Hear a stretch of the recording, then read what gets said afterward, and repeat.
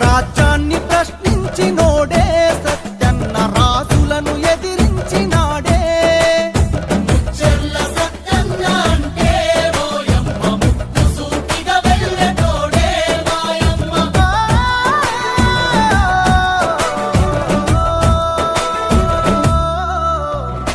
Andhra Telangana కలుపంగా Nadu